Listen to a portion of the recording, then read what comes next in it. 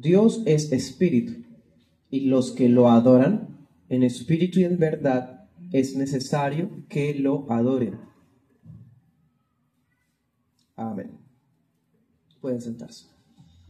Titulamos esta enseñanza El lugar correcto de adoración. El lugar correcto de adoración. Bueno, acabamos de hacer lectura de Juan 4:21 y el 24. Ahora, como una referencia, vamos a leer 22.6 de la Confesión de Londres.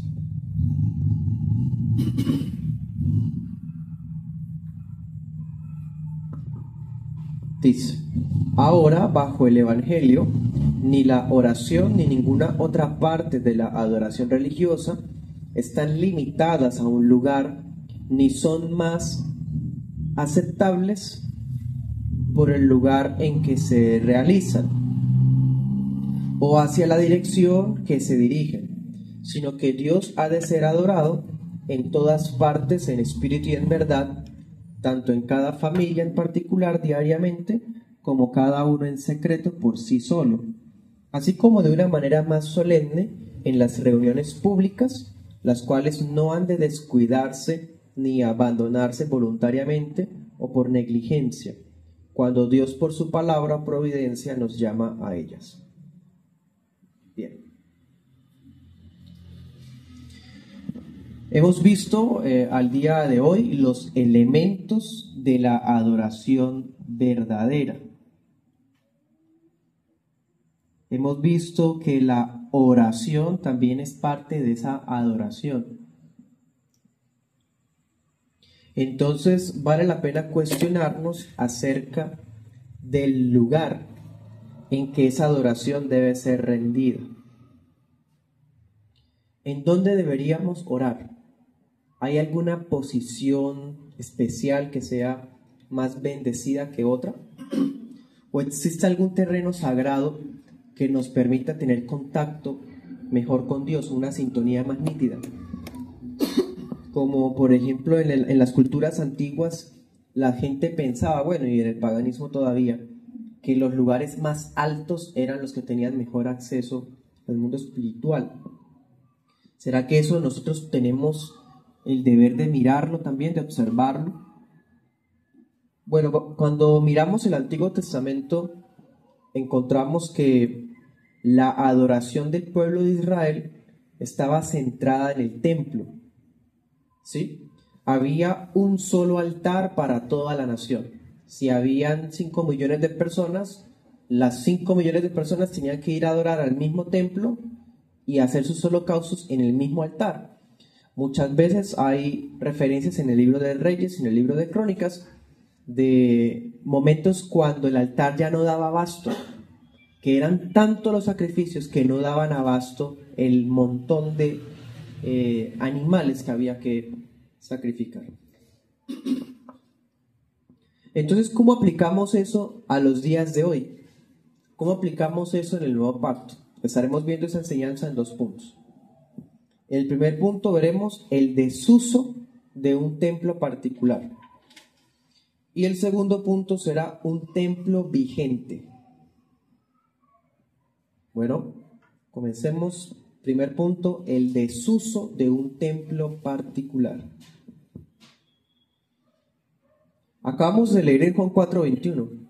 El Señor Jesús habla con una mujer samaritana. Y ella evade el pecado que el Señor le estaba dando ver de su propia vida a esta mujer, por supuesto. Y evade el tema haciendo referencia a la adoración. El Señor le responde y le dice: la hora viene cuando ni en este monte, o sea, donde los samaritanos adoraban, ni en Jerusalén, donde los judíos adoraban, adorarán al Padre. O sea, el Señor advirtió que por un tiempo la adoración sí estaba centrada en Jerusalén, pero que ya llegaba la hora donde eso se iba a terminar. Y sí, eso lo encontramos en las Escrituras, hermanos, varias veces. El templo de Jerusalén era el símbolo por excelencia de que la presencia de Dios estaba en medio de los israelitas bajo el antiguo pacto. Anote esos textos: Éxodo 25:8 y Primera de Reyes 6:12 al 13. En esos versículos ustedes pueden ver que el templo, inicialmente el tabernáculo, era el lugar en donde el pueblo debía buscar al Señor. Dios había prometido encontrarse con el pueblo allá. ¿Sí? ¿Y en dónde estaba ubicado ese templo? Bueno, estaba ubicado en el monte Sión. Allá en el monte Sión, en el templo, estaba el lugar santísimo. Adentro del lugar santísimo estaba el arca del pacto. También anota este texto, Primera de Reyes 8:30 en adelante. Cuando el templo de Jerusalén fue inaugurado, Salomón, cuando terminó de construirlo, lo primero que hizo fue consagrarlo con una oración. Delante de todo el pueblo reunido, él se arrodilla, le da la espalda a la gente y se postra y empieza a orar. Y eleva un clamor al Señor y le pide que de ahí en adelante toda oración que se hiciera en ese lugar o que se hiciera hacia ese lugar, Dios la escuchara, Dios la aceptara en los cielos. Esto está en Reyes 8:30 en adelante. Es una oración larga, bastante bella. En Primera Reyes 9:2 en adelante también vemos que el Señor aceptó ese ruego. Le dijo a Salomón: escuché lo que me pediste y voy a hacerlo. O sea, todo el que orara ahí, Dios lo escucharía, y todo el que orara mirando hacia allá, Dios lo escucharía. Con una condición. ¿Cuál? Con la condición de que el rey y el pueblo se mantuvieran fieles al pacto. Importante ese detalle. Porque si ellos eran infieles a ese pacto, ahí mismo usted lo puede leer en Reyes 9:12 en adelante, entonces ya Dios no dejaría su nombre más estar en ese templo. Pues bien, nosotros sabemos ya, habiendo leído el Antiguo Testamento, si usted ha leído la Biblia, sabe que el pueblo no fue capaz de permanecer leal a las condiciones del pacto. El pueblo incumplió. Entonces, ¿qué pasó con Jerusalén? Jerusalén fue destruida, el templo fue arrasado, ¿sí?, bajo el dominio de Babilonia. Posteriormente, cuando ya el Señor Jesús estaba, llegó un punto en el que el Señor dijo: ya no va a quedar piedra sobre piedra. Luego dijo: y verán a Jerusalén rodeada por ejércitos. En otras palabras, el templo volvió a ser destruido y la ciudad volvió a ser arrasada. Porque tampoco fueron fieles ni siquiera en la segunda oportunidad, si lo quiere ver de esa manera. La gloria de Dios abandonó ese lugar y eso lo hizo 2 veces. En el libro del profeta Ezequiel vemos que Dios se va del templo y deja Jerusalén. En el libro de Mateo vemos que Cristo se va del templo y se ubica en Getsemaní y profetiza la caída del templo. ¿Para qué les digo todo esto, hermanos? Para demostrarles que esa adoración que giraba alrededor del templo de Jerusalén fue abrogada, está caducada. Bajo el nuevo pacto, toda adoración, toda oración no tienen un lugar especial. No existe. El único lugar que había sido autorizado como lugar sagrado para adorar y para uno prácticamente con una brújula saber dónde es que está ubicado para orar hacia allá, eso ya no está vigente. Ya no aplica. Ya no existe un templo particular. En el Islam, los musulmanes se postran hacia la Meca. Los judaizantes, esos evangélicos que quieren remedar costumbres hebreas, todavía oran hacia Jerusalén. Los paganos oran hacia el sol, o donde nazca el sol. Pero la espiritualidad del Nuevo Testamento, las palabras de Cristo en Juan 4, 21 en adelante, desde ahí se descarta toda limitación física y por lo tanto también se descarta toda posición física, como que alguien diga: Dios escucha más si me arrodillo, si me hinco de una rodilla, si doblo la izquierda, si pongo mi cabeza entre la rodilla, si me coloco de pie, si miro hacia arriba, si miro hacia la izquierda, si levanto mi mano de derecha. Hermano, esas cosas hacen parte más bien de la superstición de aquel que no ora al Dios verdadero. La iglesia del Nuevo Pacto ya no es una iglesia nacional, no es una iglesia étnica. Antes sí, antes era una nación, la nación de Israel, compuesta por gente que era descendiente de Jacob. Ahora no. En los tiempos de antes, ¿cómo era la adoración? Bueno, había un templo, había un sacerdocio, había un altar. Ahora no. Esas cosas fueron modificadas. Antes había una tierra prometida, un lugar santo, ahora no. Nuestra localización es completamente espiritual. Por lo tanto, podemos adorar, orar en cualquier lugar del mundo. El sacerdocio arónico ha sido reemplazado por el de Cristo. Así que ninguna de las ceremonias antiguas, ni las formas como ellos hacían, ni los lugares del antiguo pacto tienen vigencia para nuestros cultos hoy. Ya no hay vigencia para el culto de hoy. Como por ejemplo en el romanismo, la iglesia papista, la estructura de las catedrales de ellos remedan el tabernáculo. Hoy día hay iglesias neoevangélicas que tratan de organizar sus altares como si fuera el tabernáculo. ¿Se dan cuenta? O sea, están haciendo un retroceso, hicieron un retroceso, porque no se acuerdan que Jesús dijo: ya no adorarán ni en este monte ni en Jerusalén. La adoración ya no tiene limitaciones. ¿Por qué limitarnos? Ya no hay un templo particular. Bueno, entonces en el primer punto, hablando acerca del lugar correcto de adoración, vimos que ya no existe un templo particular. Ya no hay un lugar donde debemos orar o adorar, ni tampoco una posición que nos va a elevar más fácilmente a Dios. ¿Sí? En el Antiguo Testamento encontramos costumbres paganas que se iban a los montes altos porque allá tenían más acceso. ¿Sí? Antes la adoración giraba alrededor de un solo altar para toda la nación, pero hoy día no, ya no. Pero entonces respondamos la otra pregunta que hicimos al comienzo. ¿Cómo aplicamos esas cosas a los días de hoy entonces, si ya no están vigentes? ¿Cómo se adora? Mejor dicho, ¿en dónde debemos adorar en los días del Nuevo Pacto? Bueno, hablemos segundo punto, un templo vigente.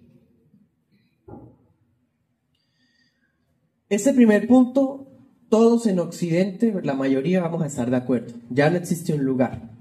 Y ese es el estandarte de aquellos falsos creyentes que dicen que no necesitan una iglesia. Ya no existe un lugar, yo puedo adorar en mi casa. Ya no existe un lugar, yo puedo leer la Biblia en mi casa, yo puedo sentarme en mi cama, allá en mi cuarto, allá en silencio entre mi Dios y yo. Así habla la gente del mundo.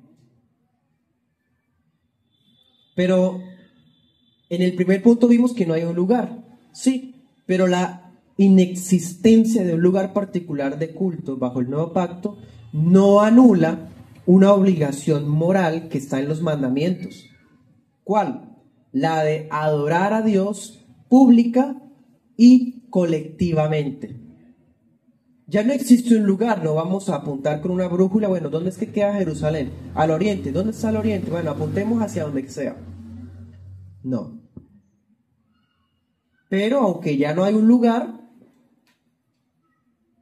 De todas formas, debemos seguir adorando como iglesia, colectivamente, congregacionalmente, públicamente.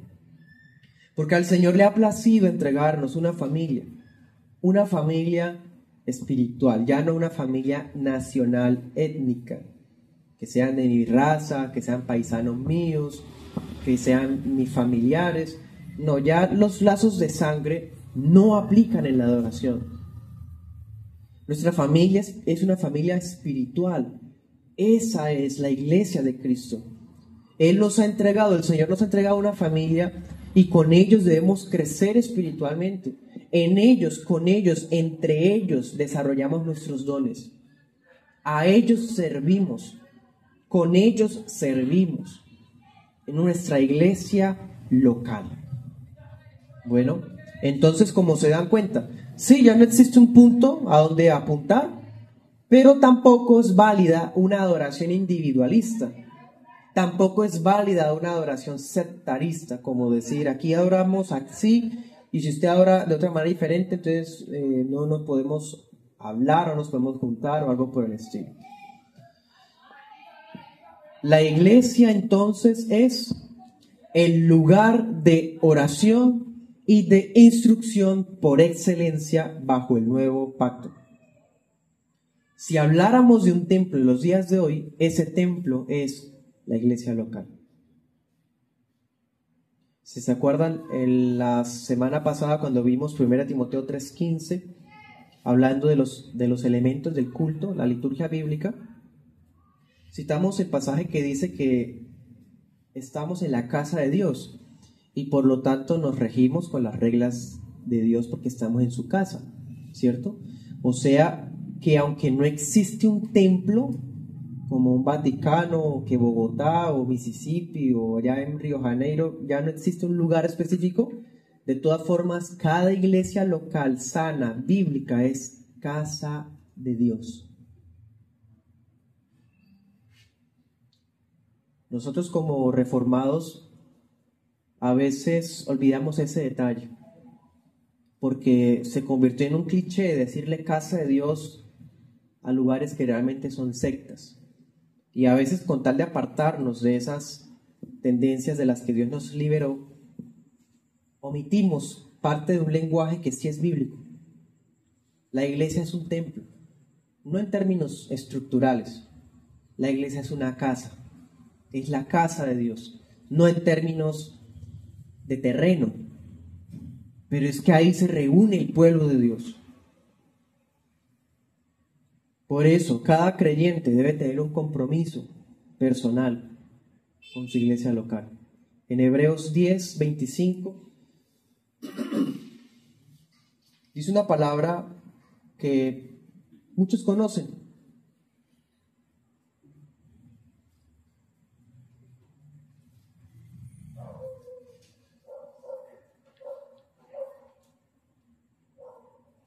Dice, no dejando nuestra congregación o no dejando de congregarnos, como algunos tienen por costumbre, sino exhortándose y tanto más cuanto que ven que aquel día se acerca. Bueno, es un versículo que de hecho muchos se lo saben ya de memoria de tanto repetirlo. Es un versículo que deja ver que la adoración es colectiva, la adoración es congregacional y que la adoración puede ser descuidada por algunos que toman malas costumbres, la mala costumbre de no adorar al Señor como debe ser. Por eso cada uno de nosotros debe tener un compromiso, hermano, un compromiso personal por no descuidar su participación en la iglesia, no dejando de congregarnos. La iglesia local, hermano, ninguno somos imprescindibles. Si yo falto, el Señor sigue estando entre nosotros y la iglesia local sigue en pie. Igual si su merced falta. No somos imprescindibles. Pero nuestra adoración es recibida y aceptada por Dios como iglesia cuando estamos juntos. Juntos. No debemos descuidar nuestra participación en los cultos. Eso incluye puntualidad, reverencia, nuestra presentación personal, que sea acorde, propia del sitio solemne en el que estamos. Eso incluye que vamos a hacer la lectura de la palabra en pie, porque es parte de nuestra adoración, que eso incluye adorar a Dios cantando unas canciones que son bíblicas con confianza, con entendimiento, como vimos. Eso incluye escuchar la predicación con toda nuestra concentración posible. Eso incluye, mejor dicho, hermano, un corazón completo en cada parte del culto. Participar de las ordenanzas, la cena del Señor, la recolecta de las ofrendas cuando las hay, ¿sí? Y por tanto también eso es un llamado a evitar cualquier abandono caprichoso de la iglesia local.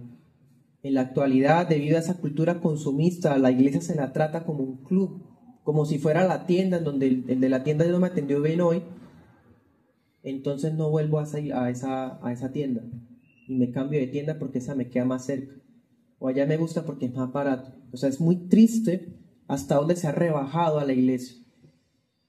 Muy lamentable. No se puede abandonar caprichosamente a la iglesia. Tampoco se puede abandonar ilegítimamente a la iglesia. Es que tuve un problema con un hermano, el hermano no me pagó, el hermano dijo algo que no me gustó, el pastor me decepcionó. Mejor dicho, se buscan un montón de excusas solamente para buscar su propio deseo. Dicen Proverbios, el que se aleja busca su propio deseo.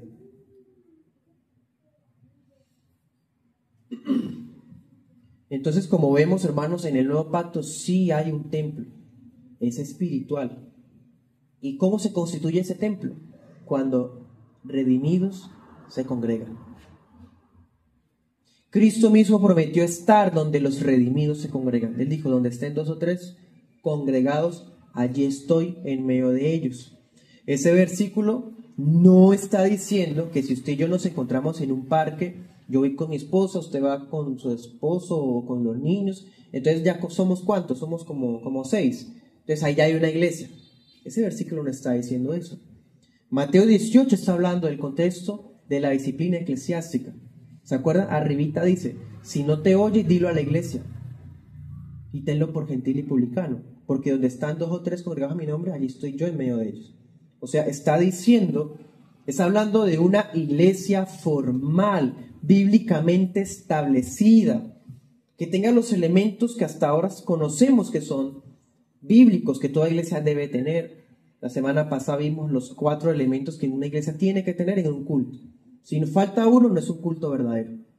Lo mismo ocurre con una iglesia. Si una iglesia no predica el evangelio, si una iglesia no conoce adecuadamente los sacramentos, o si una iglesia carece de disciplina eclesiástica, no es iglesia.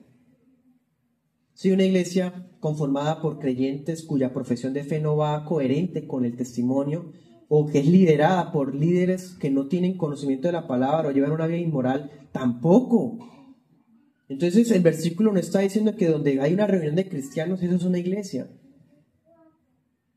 Cristo ha prometido estar, hermanos. Si nosotros estamos haciendo las cosas como su palabra lo dice, pues si yo estamos obedeciendo sus mandamientos y estamos hoy en culto, ¿usted entiende qué significa que Cristo está aquí? Cristo está entre nosotros porque estamos congregados en el nombre de Cristo.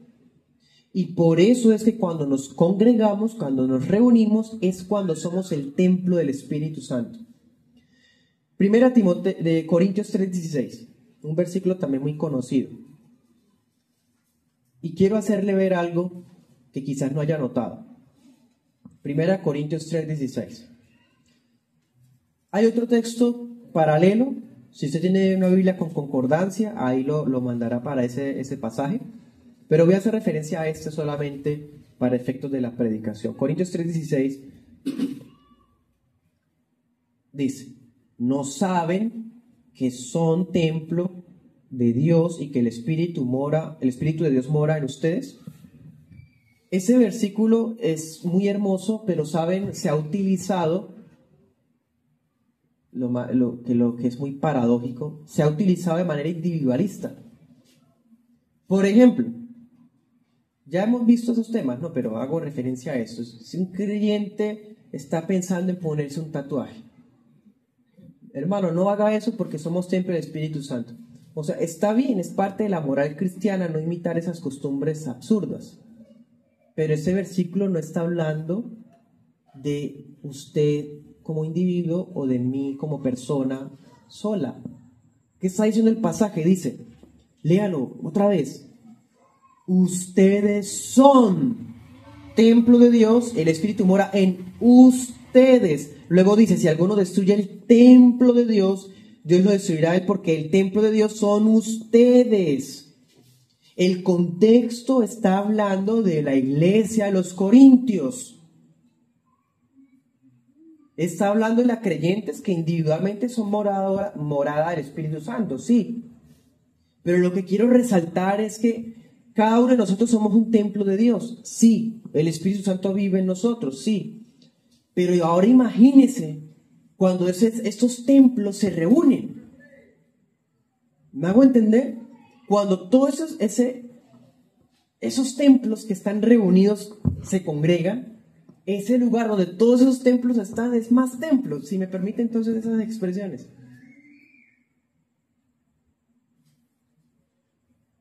Dios está con nosotros, en nosotros, pero su presencia está especialmente manifestada cuando estamos congregados como iglesia. Así de sencillo. Anote ese texto, Efesios 2, 21 al 22.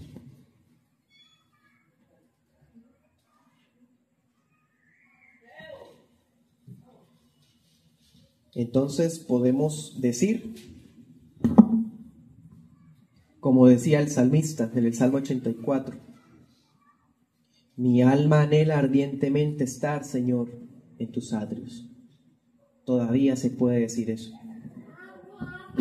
Todavía podemos anhelar la gloria de Dios manifestada en su templo. Salmo 84, 1 y 2 y 10. Bueno, ya escribimos en ese segundo punto, hermanos, que ya no hay un lugar, pero eso no quita el hecho de que la adoración sigue siendo pública, congregacional, colectiva. Y cuando estamos así congregados como iglesia, entonces somos el templo de Dios. Por lo tanto, si hablamos del templo del cristianismo, no hay un templo físico, pero sí hay un templo espiritual, que es la iglesia misma. Bueno, y aquí ninguno individual es la iglesia. Aquí ninguno individual es la iglesia. Es cuando estamos congregados, juntos somos la iglesia. Bien, para terminar, vamos a decir dos aplicaciones.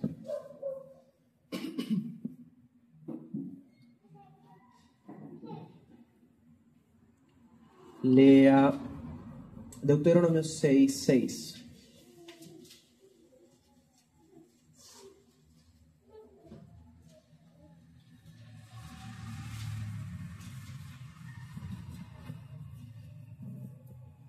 Dice, y estas palabras que yo te mando hoy estarán sobre tu corazón, y las repetirás a tus hijos, y hablarás de ellas estando en tu casa, y andando por el camino, y al acostarte, y cuando te levantes. De Deuteronomio 6:6 al 7.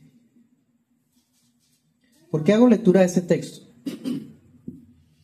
Primero porque dése cuenta que aún cuando estaba vigente el templo, la instrucción debía darse a los hijos, en cualquier lugar.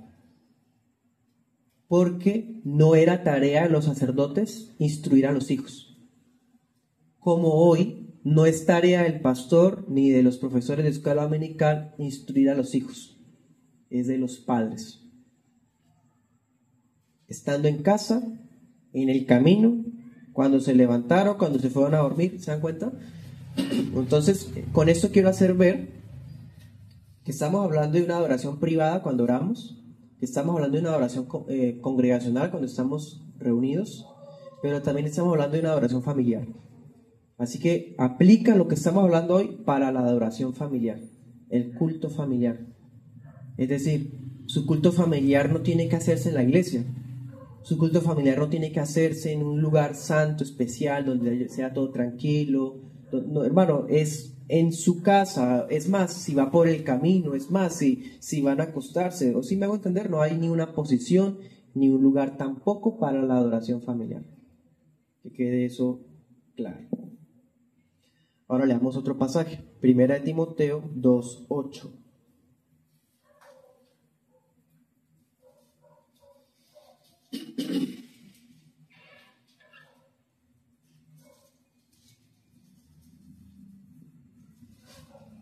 Dice, dese cuenta que esto hace parte del principio regulador. Aquí está hablando de la iglesia, del culto. Dice, quiero pues que los hombres oren en todo lugar, levantando manos santas, sin ira ni contienda. Asimismo también las mujeres se atavíen con ropa decorosa, no con pudor y modestia. Dese cuenta. El principio regulador obviamente aplica para el culto, pero aquí está diciéndonos un manual de conducta para hombres y mujeres. Es verdad que podemos orar en todo lugar, que la oración no está limitada a unas 4 paredes o a una Jerusalén, etc. Pero ¿cómo oramos? ¿Cómo estamos orando?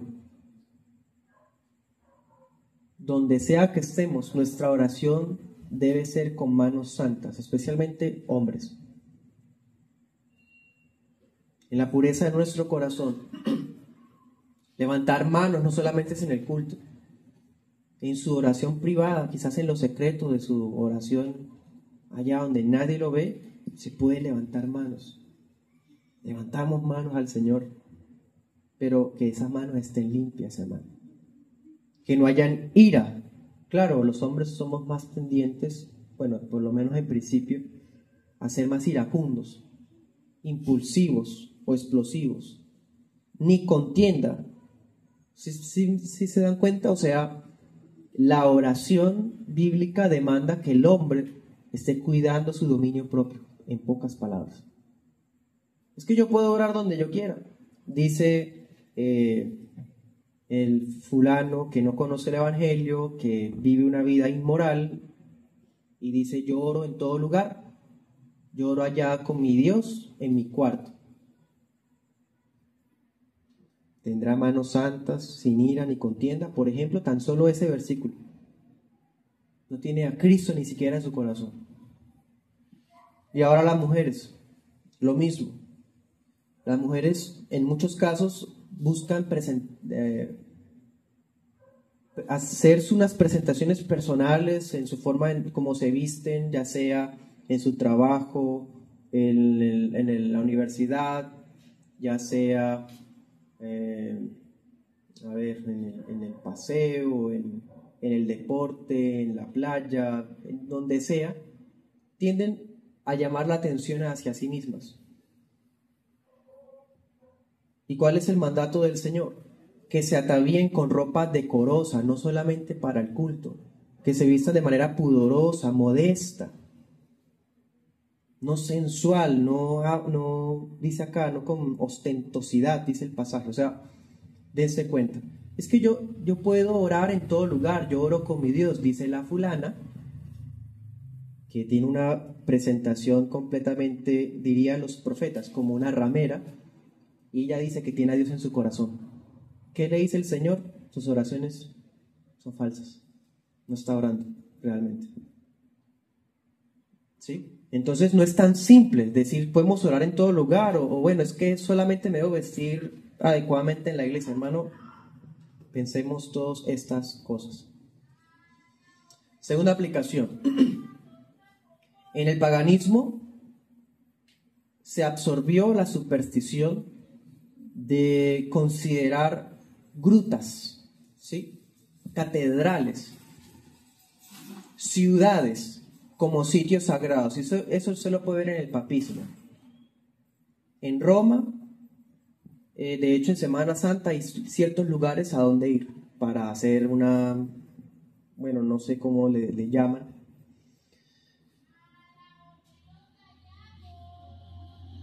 Y para Roma es algo santo peregrinar a esos lugares, pagar penitencias en esos lugares. Y si una persona eleva rezos allá, más poder tiene. Es más, en estos días pude ver por ahí una grabación de una persona que tenía a su hijo con una enfermedad y irrumpió en una misa y llevó a su niño y lo puso prácticamente en los brazos de la estatua de la Virgen.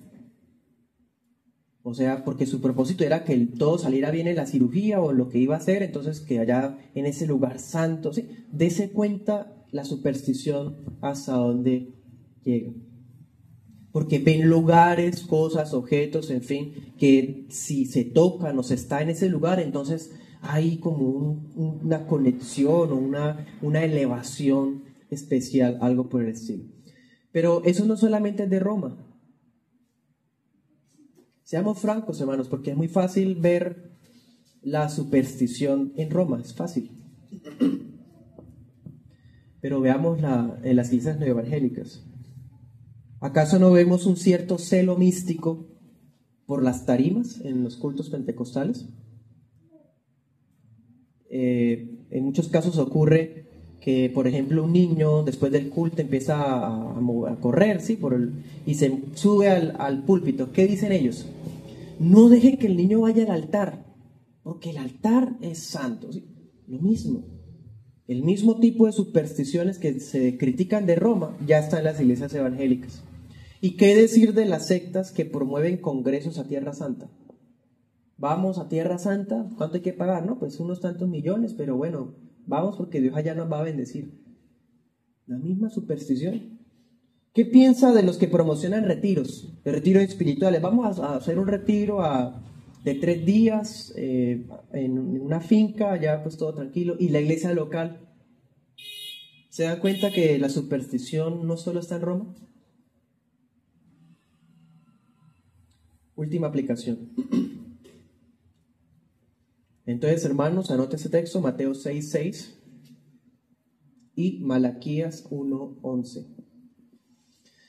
Nuestras oraciones no son más aceptadas en una fecha particular, en una hora particular, ni en un lugar particular, ni en una posición particular. Podemos clamar a Dios en cualquier día, en cualquier lugar, a cualquier hora, en cualquier postura. Lo importante es que lo hagamos en espíritu y verdad. En espíritu, claro, habiendo nacido de nuevo. En verdad, es decir, bíblicamente, con entendimiento. Levantando manos santas, como decía el texto de Timoteo, sin ira ni discusiones. Otro pasaje a propósito, 1 Pedro 3:7 dice, varones, traten a sus esposas como vasos más frágiles, de lo contrario sus oraciones son estorbadas. ¿Sí? Y todo eso compete a la adoración privada, a la familiar y a la pública.